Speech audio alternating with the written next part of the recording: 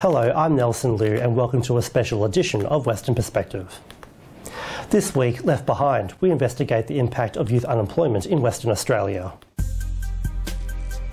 They don't know the current job climate and how hard it is actually out there at the moment. Just the fact that we're still talking about this issue, as we have done for the last few years, about youth unemployment, the situation has actually got worse for young people. Taking any and all shifts means you might have a weekend with lots of work or a weekday with no work or very little work.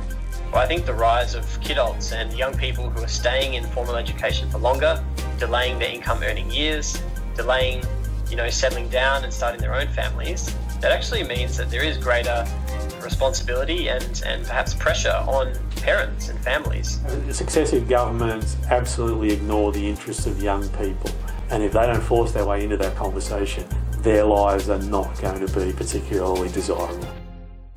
With unemployment still staying at around 6.3% in WA, there's no doubt that people are finding it hard to get a job.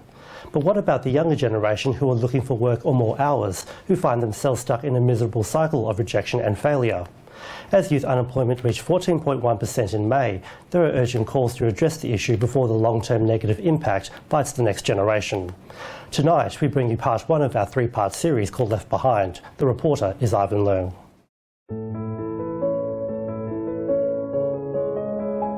It's really frustrating and saddening. It's not good for your self-esteem to just deal with rejection every day.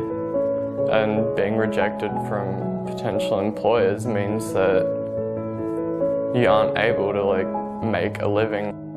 After graduating from TAFE's music production course and finding it hard to get a job in the industry, 21-year-old Matt Fuster from Joondalup has been looking for work in the past few months without success. The current job climate and how hard it is actually out there at the moment, how desperate a lot of people are. I think that there's more people than jobs at the moment. During this period, he has been applying an average 40 jobs per month.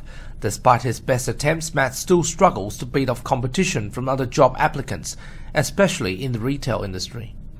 I think it's a bit to do with qualifications and also to do with the just amount of people applying for each individual job. I've heard from employers that there's roughly 200 people applying for even a simple job at a fast food restaurant, Okay, so people ranging from 15 years of age to 50. Meanwhile, on the other side of the river in Perth's southeastern suburb of Canning Vale, 26-year-old Curtis McKinley is also looking for more work. As a casual retail worker, he's underemployed and is only given several hours of shift each week, making it harder to seek other work due to experience. I tried for 1.5, 2 years to get more hours, but there's a constant struggle in the fact that as a casual or seasonal worker, I'm not in one job long enough to be able to have solid experience in that area that I'm currently employed at. So my resume, skills and jobs is very mixed and inconsistent. So in HR, it puts my resume at the bottom of the pick, even though it might be the same skill or job I've applied for elsewhere. He says the retail and hospitality industry has been bombarded by job applications as young university graduates fail to get work in their field. The fact that there's so many skilled university, TAFE and tertiary students and high school students who are during their course or have graduated that cannot find paid professional work in any capacity locally, internationally or interstate, so they're resorting to any job they can find that can get them in and get them earning money without skills. Curtis and Matt are amongst many young Western Australians who are trying to get ahead in this tough economic climate. In May this year, WA's youth unemployment rate reached 14.1%, the highest amongst any other states and territories in Australia. Statistics from non-for-profit organisation Brotherhood of St Lawrence shows that in December 2018, Perth's northwest suburbs are amongst Australia's top 10 areas of youth unemployment at 16.7%. Figures also revealed that Perth's southeastern suburbs have 14.9%, 14.5% at the northeast, and WA's Wheatbelt area at 15.9%. First of all, employees currently often want somebody with some experience.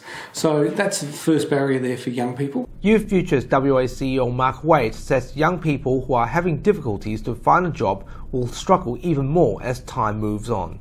The fact that then young people struggle to get into the job market and then are unemployed for a number of years, that's also seen as a negative by potential employees, because they say this young person's been unemployed for a number of years, I can get somebody younger, so there's a range of issues there. And there are more negative effects down the line, with young people's health and well-being at risk. Obviously, with a lack of employment, it leads to a lack of self-esteem, self-worth, poverty, disadvantage. We see all of those sorts of issues increase, mental health issues, depression, anxiety, drinking, all sorts of issues associated with, not feeling good about yourself because you're unable to actually get a job. Curtis's dad, who witnessed his son's hardship in job seeking, echoes the fact that he also felt demoralised as a parent. Obviously, if it's for the parents, it's demoralising too. But you gotta keep. What do? You got to keep ploughing on. With young Western Australians struggling to find work, adding on other social factors such as longer education and housing affordability, created a terminology called kid out, meaning young people are staying home with their parents longer before becoming independent. Well, I think the rise of kidults and young people who are staying in formal education for longer, delaying their income earning years, delaying, settling down and starting their own families, that actually means that there is greater responsibility and perhaps pressure on parents and families. Grant Dusting is a social researcher at the McKindle Institute in Sydney. Extra electricity, extra food, groceries, and so some families will be happy to accommodate that. Other families will struggle to do that. The reality is that our world is changing and changing fast. Jobs are getting more complex, so young people need to be in education longer and to specialise for the jobs of the future. But they're also competing on a global scale. The globalised world we live in, you're competing not just with peers in your own city, but in other cities and internationally. So there's quite a few factors at play there. But it means that there are opportunities for those who take initiative and have that drive. You really can leverage opportunities. But for those unemployed young people in WA who are in less fortunate circumstances, they'll often find themselves ended up homeless or on the wrong side of the law. If they're kicked out of the family home or homeless for whatever reason it might be, then they're out there on the street. If they're unable to access any form of government benefit straight away or any form of employment, then they're living on the street. We've got all sorts of situations where young people are putting themselves in risk and in danger, and we know that young people commit crime when they don't have anything, and I can't blame them, to be honest. Again, we can't expect young people to do anything different if society's letting them down. Political expert Dr. Ian Cook is now urging the state government to acknowledge young people's hardship while encouraging youths to step into the debate. I think the larger context is in terms of opportunities, life chances, and just a sense of contribution being very much denied to so many people in our younger generations, that they're just not being able to participate in the ways that I think we want from younger people, we want from all Australians. And so I think we've got a really major generational problem, and that I don't think we're looking at very carefully. In addition, he said the older generation should not see blaming young people as a solution. We believe that this is a profound social problem that we need to address collectively. We've got to get out of this mentality, young people, they're the problem, young people, they've got it so good but they're just not stepping up. I think older generations have to recognise they had it much better than young people have got it today, and that young people are in a different circumstance from the ones they had, and own that. And actually take responsibility for the conditions they've created for young people. They're not doing it. The only way you're going to get them to do it is to force it in their faces, because old people will do nothing for young people without being forced to do it. And that's what we need to address, and that's going to take a big public conversation. It's a difficult conversation that cannot be avoided. But in the meantime, Matt and Curtis have to keep looking for jobs, hoping they'll find one that suits their needs.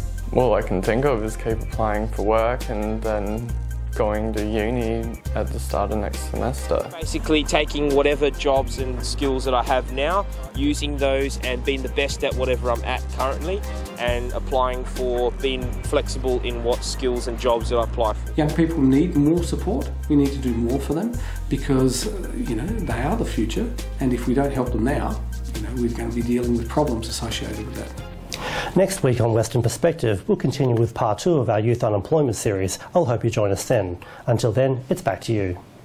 Thank you, Nelson. This week's main news again. Australians will be getting their cash back into their pockets as soon as next week after the federal government's tax cuts pass the Senate. The package will be legislated this coming week, with the Australian Tax Office claiming it will have a structure in place to pass on the first rebate, which is up to $1,215. And that's our news for this week. We have the latest on our website and Facebook page. From Daniel, myself, and the rest of our team, until 8 o'clock next Sunday, a very good evening to you. Good night.